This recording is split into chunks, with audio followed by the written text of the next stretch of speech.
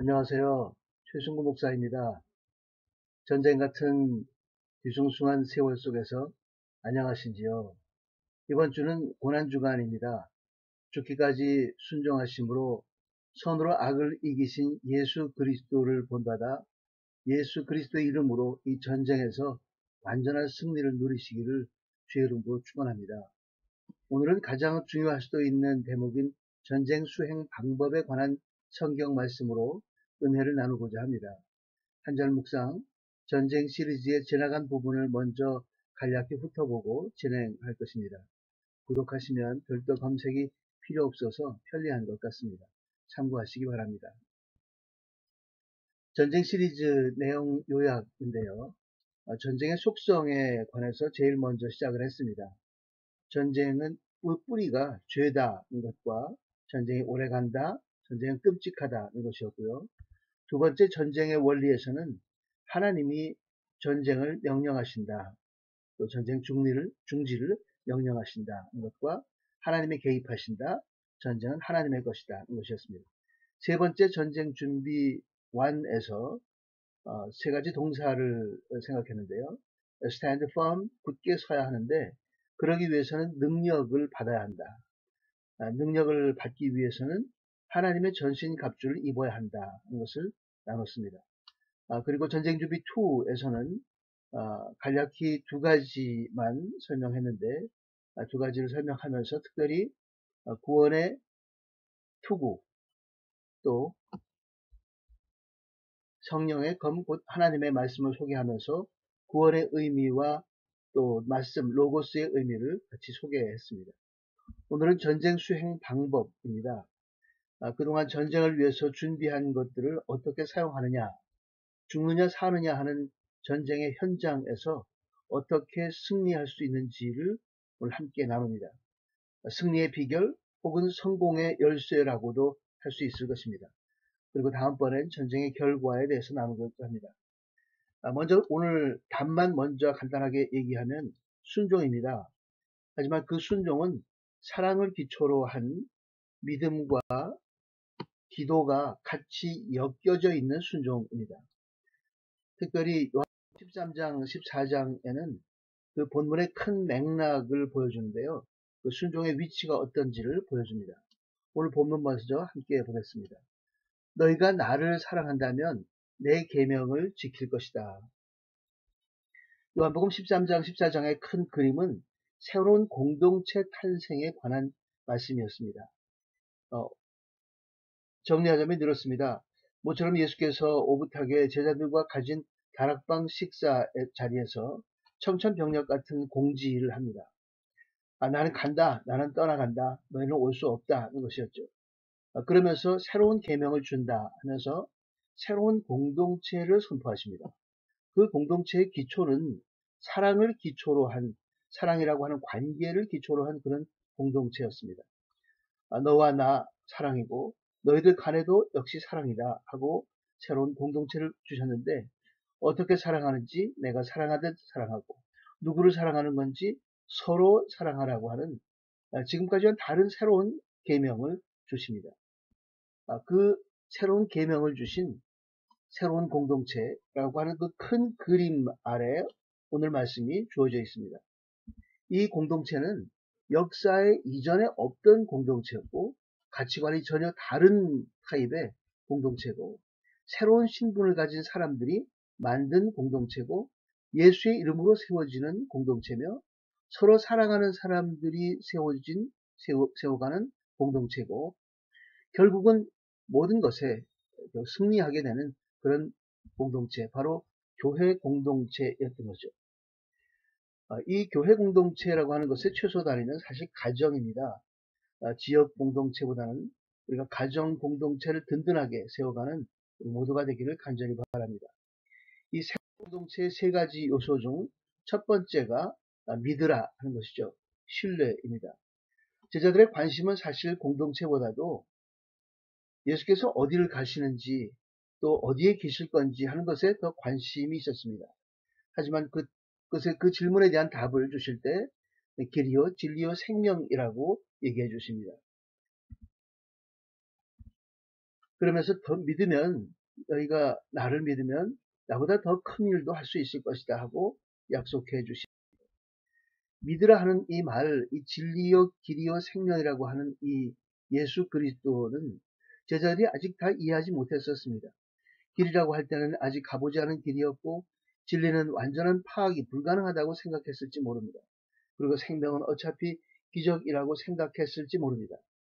하지만 제자들이 갖고 있던 이성은 아직 믿음이 채 완전히 생기지 않았던 이것은 경험을 하면서 이제 완전히 바뀌게 되는 것은 사도행전에 가서 이제 바뀌게 됩니다. 우리는 이성적인 설명을 먼저 생각하고 모든 것이 논리적이어야 한다고 생각하지만, 사실 믿음은 논리나 이성의 영역 안에 가두어져 있지 않고, 마치 화가의 작품이 논리로 설명되지 않는 것처럼, 음악이 이성으로 파악되지 않는 것처럼, 사랑이 3단 논법으로 풀어지지 않는 것처럼, 이성은 믿음을 설명하는 데 도움이 될 뿐입니다. 논리와 이성이 하나님을 향한 신뢰를, 믿음을 수술칼로 분해하듯 그렇게 분리할 수는 없는 노릇입니다. 예수께서는 대답하십니다. 너는 안다. 경험적인 얘기죠. 이미 다 보았잖아. 내가 한 일들을 이미 잘 알고 있잖아. 하고 얘기를 하시면서 수많은 기적을 경험했음을 떠올려주고 있습니다. 하나님을 무한 신뢰하면서 어떤 상황에서도 그 그리스도 안에서 살아가는 우리 모두가 되기를 주의 이름으로 축원합니다. 두 번째 요소는 구하라는 것이었죠. 구할 때 무엇이든지 구하라는 거예요. 참 감사한 일입니다. 송구스럽게까지 합니다. 우리가 무엇이 관데 무엇이든지 구하라고 하는가. 자녀된 권세를 마음껏 누려야 합니다. 잔뜩 차려준 반찬 앞에서 이거 먹어도 돼요? 하고 묻는 자녀가 없는 것처럼 우리는 무엇이든지 하나님 앞에 들고 나가서 구해야 할 것입니다. 요청하라, 무엇이든지 구하라, 요구하라 하는 말씀이죠. 하나님의 형상을 입은 인간은 하나님과의 쌍방 관계를 갖고 있습니다. 하나님과의 관계가 회복되면 자녀로서 당당히 요구할 수 있습니다. 우리는 로봇이나 인형이 아닙니다. 자유의지를 주셨는데 우리의 의지로 하나님께 우리의 문제를 가지고 가면 하나님께서 기뻐하시면서 우리의 기도를 응답해 주시는 거죠. 두드리고 찾고 두드리는, 구하는 그런 우리 기도하는 우리 모두가 되기를 간절히 바랍니다. 하지만 조건이 있습니다. 내 이름으로 하라는 거죠. 내 욕심을 채우기 위한 것이 아니라, 어떤 내 유익을 위한 것이 아니라 하나님의 대사로서 자기 의견 없이 본국의 의견만 전달하는 그 대사처럼 그렇게 살아가라는 말씀이죠. 천국 자녀의 생활 방식이 필요한 대목이기도 합니다. 우리 모두 하나님의 자녀임을 확신하고 천국의 대사로서 하늘나라의 엄청난 복을 완전히 마음껏 누리는 우리 모두가 되기를 간절히 바랍니다. 그러면서 예수께서는 그렇게 시행하겠다 약속하셨습니다. 예수님이 시행하신다. 이것은 우리의 기도를 더욱더 든든하게 합니다. 시행한다는 말씀은 기도를 과소평가하지 말라는 말씀이죠. 예수께서 시행하시는데 우리는 기도하다가 중지하는 일이 없어야겠습니다. 포기하지 말고 기도하며 또 끝까지 기다리면서 기도해야겠습니다. 기도의 복을 누리는 우리 모두가 되기를 바랍니다. 계명을 지키라 하고 말씀하셨는데 계명이 무엇인가 한번 보겠습니다. 사실 계명은 구약에서 나왔던 613개 계명이었지만 예수께서는 그것을 간단하게 요약해서 simplify, 간결하게 하셨습니다. 첫 번째가 하나님을 사랑하는 것이었고, 그 하나님의 사랑을 뿌리를 해서 그것을 뿌리로 해서 이웃사람을 설명해 주었습니다. 하지만 본문에서는 새로운 계명이 등장하게 됩니다.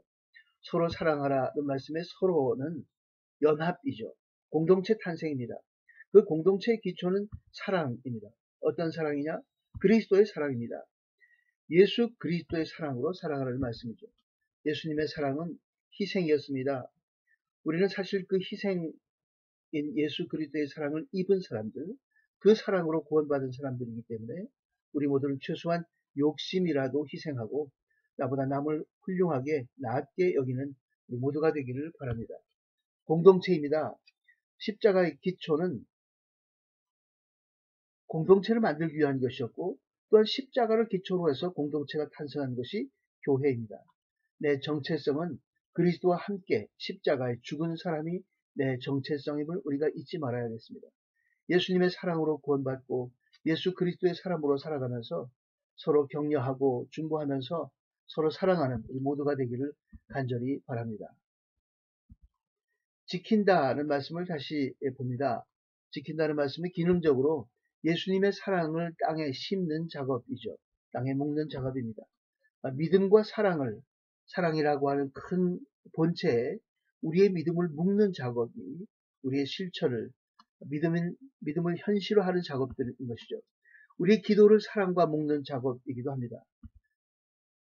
지킨다는 말씀에 적용을 해보면 그것은 파수꾼의 인내심이 필요합니다.